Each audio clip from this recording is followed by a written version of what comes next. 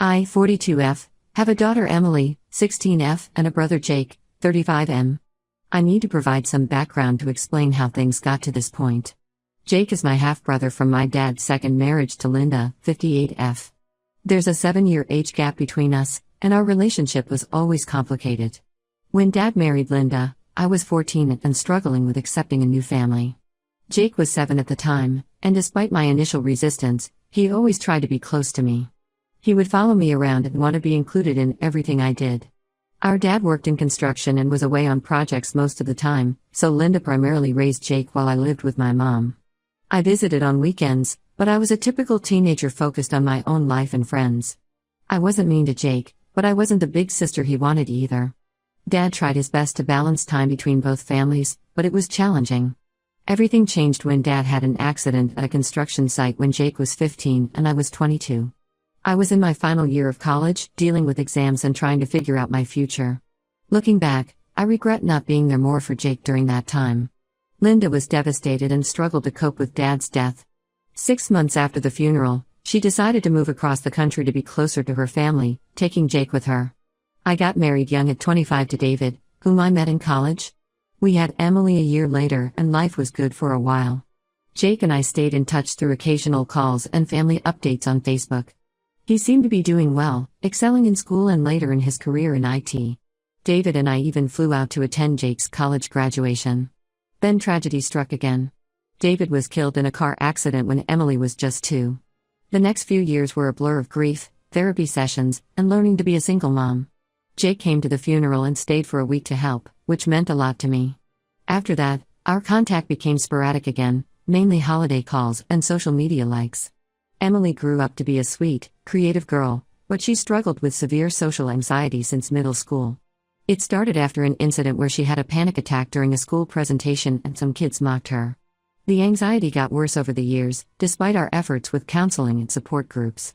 She can handle small gatherings of people she knows well, but large social events trigger panic attacks that leave her physically ill. Last year, Jake met Becca, 32F, at a tech conference. Their relationship moved quickly, and they got engaged after 8 months.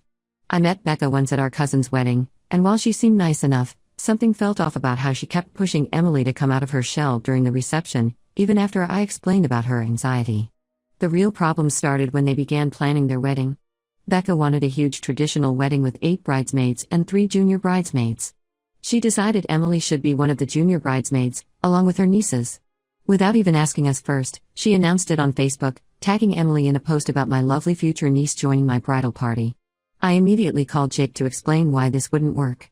I detailed Emily's condition, explaining that being in front of hundreds of people would trigger severe anxiety.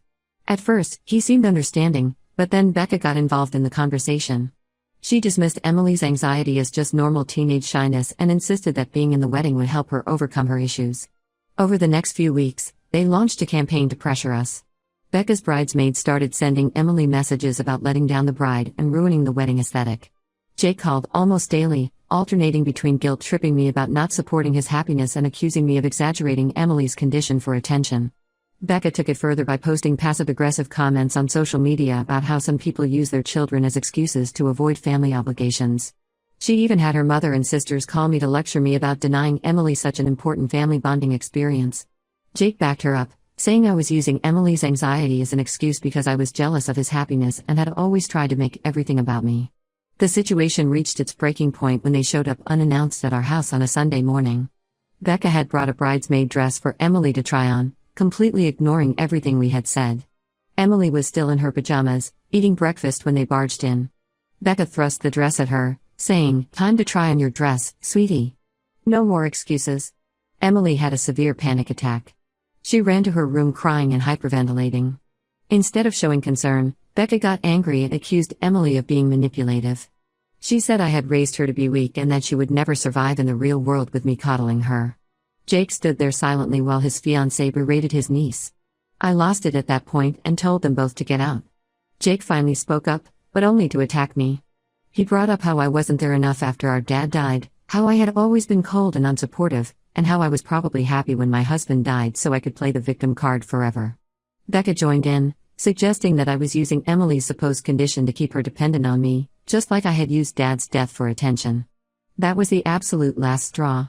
I physically pushed them toward the door and told them to never contact us again. I blocked them both on everything: phone, email, social media. Jake's mom started calling incessantly, saying I was tearing the family apart over a simple wedding request. Our cousins took their side, calling me overprotective and saying Emily needs to learn to face her fears. Jake and Becca are now telling everyone that I'm a controlling sister who never wanted Jake to be happy. They're threatening to tell Emily the truth about what a terrible aunt and sister I've been if I don't agree to their demands. I've saved screenshots of all their messages and comments in case I need to take legal action. Emily is devastated by how her uncle and future aunt have treated her, but she's also relieved that we're standing firm against their demands. I know I'm doing the right thing by protecting my daughter, but the constant family pressure is exhausting. Am I wrong for completely cutting them off over this? Update 1. Thank you everyone for the supportive comments on my original post. A lot has happened in the past 2 weeks, and I need to share some troubling developments and revelations. First, Jake and Becca tried to contact Emily directly through her school email, which they got from our cousin Amy, 31F. They sent her a lengthy message claiming I was manipulating her and keeping her from having normal teenage experiences. They wrote that they only wanted to help her overcome her shell and that if she trusted them, they could show her how to live without anxiety controlling her life. They even suggested she could stay with them for a few weeks during summer to experience life without constant maternal interference. Emily showed me the email as soon as she got it. She was upset but also furious at their attempt to manipulate her. What shocked me most was that they had included details about my past that Emily didn't know about, like suggesting I had abandoned Jake after our dad died and hinting that I had somehow contributed to my husband's death by being too controlling. Emily was smart enough to see through their tactics and decided to respond herself. Her response was clear and firm. She explained how their surprise visit with the dress had triggered one of her worst panic attacks in months, leaving her unable to attend school for 2 days. She told them how betrayed she felt that her uncle would allow his fiancée to dismiss her mental health struggles so casually. She ended by requesting they stop trying to contact her through any means. Their response was instant and hostile. Becca replied calling Emily ungrateful and disrespectful, saying she was just like her mother. Jake sent a separate email saying he was disappointed in how Emily had chosen to continue living in fear. They even threatened to show up at her school to talk sense into her. But here's where things took an unexpected turn. After seeing Becca's latest social media rants about our situation, Jake's ex-girlfriend Melissa, 34F, reached out to me. They had dated for 3 years before Becca, and Melissa had some disturbing information to share. According to Melissa, Becca had exhibited similar controlling behavior with her younger sister Rachel during the relationship. Rachel, who was then 16 and shy, became Becca's project. Becca would constantly force Rachel into uncomfortable social situations under the guise of helping her become more outgoing. She would organize surprise parties, sign Rachel up for public speaking events without permission, and belittle her when she showed any resistance. The situation culminated at a large charity gala Becca had pressured Rachel to attend. Rachel had a severe anxiety attack in front of hundreds of people, and instead of helping, Becca accused her of ruining the evening and embarrassing everyone. The incident was so traumatic that Rachel had to switch schools and start therapy. This controlling behavior was one of the main reasons Melissa ended her relationship with Jake. Melissa also revealed something more concerning. During their relationship, Jake had been understanding and supportive of people's boundaries. But after meeting Becca, he changed dramatically. He became dismissive of others' feelings and started adopting Becca's belief that mental health issues were just excuses for weakness. Melissa said she barely recognized him anymore. I shared this information with our Aunt Linda, 55F, who had been one of the most vocal critics of my decision to keep Emily away from the wedding. Linda was shocked and admitted that she had noticed similar patterns in Becca's behavior at family gatherings. She recalled how Becca had made disparaging comments about her own daughter's shyness at Christmas dinner, suggesting she needed to be fixed. The family dynamic shifted significantly after these revelations. Several relatives who had initially sided with Jake and Becca have since apologized to us. Even cousin Amy, who had given them Emily's email, came over personally to apologize and admit she should have asked us first. However, Jake's mom Linda is still defending them. She insists that Becca's tough love approach comes from a good place and that we're all being too sensitive. She's been calling other family members, trying to maintain support for Jake and Becca's side of the story. Through all of this, Emily has shown remarkable strength. Her counselor has been supportive of our decision to maintain firm boundaries and has praised Emily for standing up for herself in her email response. Emily told me she feels more confident now that she sees other people acknowledging her right to set boundaries about her own mental health. Becca has escalated her social media campaign, posting cryptic messages about the truth coming out soon and toxic family members who hide behind mental health excuses. Jake sent me a lengthy email dismissing Melissa's account as lies from a bitter ex and threatening to expose me at the wedding for turning his niece against him. After careful consideration, I've decided we won't attend the wedding at all, even as guests. Several other family members, including Aunt Linda and her family, have also declined their invitations. Jake and Becca are now complaining that we're ruining their perfect day and turning family against them. Emily suggested we take a mother-daughter trip during the wedding weekend, and I agreed. We're planning to visit a quiet beach town where she can practice her photography without pressure. I'm incredibly proud of how maturely she's handled this situation and how she's learning to advocate for herself. For now, we're focusing on maintaining our boundaries and supporting each other. The situation has actually brought us closer together, and Emily says she feels more secure knowing I'll stand up for her no matter what. We'll see what happens next, but for now, we're at peace with our decision to keep our distance from Jake and Becca's toxic behavior. Update 2: The wedding happened last month, and while Emily and I were enjoying our peaceful beach trip, things apparently exploded back home. What I'm about to share came from several family members who attended the wedding, and it's worse than I imagined. Jake and Becca had prepared a revenge slideshow they planned to show at the reception. My cousin Tracy sent me clips of it. They had collected old social media posts, photos, and text messages spanning over 15 years, all edited to paint me as an attention-seeking, manipulative sister who had been sabotaging Jake's relationships since we were young. They even included photos from David's funeral, suggesting I was performing grief for sympathy. But the real shock came from Jake's mom, Linda. She finally broke down and revealed the truth behind their obsession with getting me to attend the wedding. Apparently, Becca had been pressuring Jake for months to get me to sign over my share of Dad's lake house property to them as a wedding gift. The property has been jointly owned by Jake and me since Dad's death, but I've been the one maintaining it and paying the taxes for years. Becca had already made plans to sell the property to help pay for their extravagant wedding and put a down payment on a house in an upscale neighborhood. When their bridesmaid scheme failed to get me to the wedding, they decided to try damaging my reputation instead, hoping the family pressure would force me to give in. Linda admitted she'd known about their plans but stayed quiet because Becca had threatened to cut her off from seeing any future grandchildren. She also revealed that Becca had been going through old family photos at Linda's house, taking pictures of personal documents and letters from when we were kids, looking for anything she could use against me. The wedding itself turned into a complete disaster. Right before the ceremony, Becca's sister Katie, who was the maid of honor, overheard Becca talking to her college friend. Becca was bragging about how once she was officially Emily's aunt, she would find a way to fix that kid whether I liked it or not. She even joked about sending Emily to some sort of boot camp for anxious teens.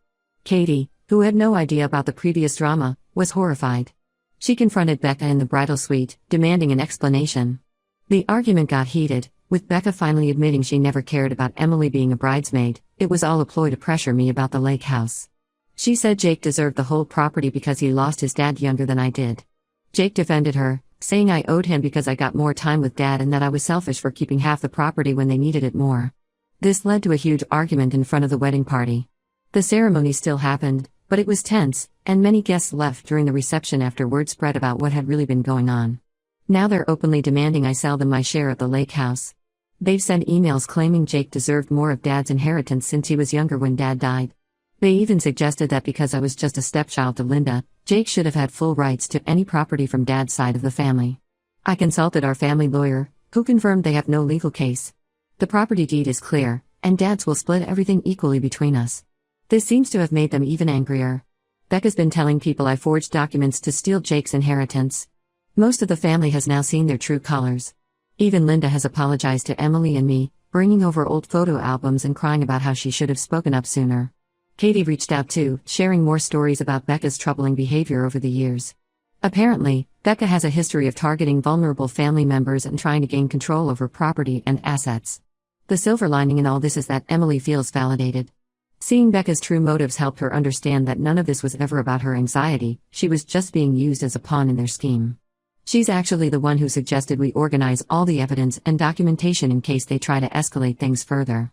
I've decided to maintain full no contact with both of them.